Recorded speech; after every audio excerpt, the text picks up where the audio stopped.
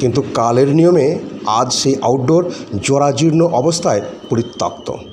চিকিৎসা বিভাগের কিছু অংশকে সিঙ্গুর গ্রামীণ হাসপাতালে স্থানান্তরিত করা হয়েছে, কিন্তু এখনও এখানে চোখ, দাঁত, হোমিওপ্যাথি এবং আয়ুর্বেদিক স্বাস্থ্যের চিকিৎসা করা হয়।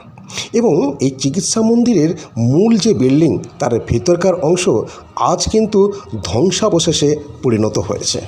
ভেতরের সিলিং থেকে খসে পড়ছে পলেস্তার, দেওয়ালের রং বিবর্ণ, দেওয়ালের গায়ে একাধিক গাছের শেকড়, মেঝেতে নোংরা আবর্জনা স্তূপে পরিপূর্ণ।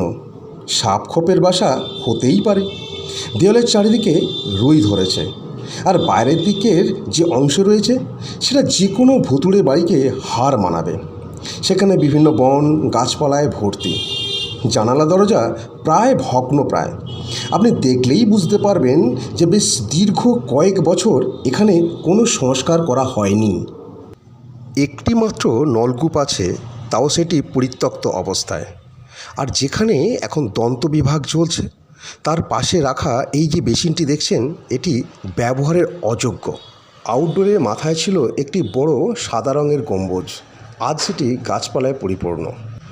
সিঙ্গুরের অনেক রাজনৈতিক পালাবদল হয়েছে 2011 থেকে 2026, কিন্তু আমাদের শৈশবে তৎকালীন সিঙ্গুর বিধায়ক মাননীয় তারাপদ সাধুখাঁ মহাশয় প্রায় এখানে আসতেন এবং তদারকি করতেন, সেটা আমরা দেখেছি।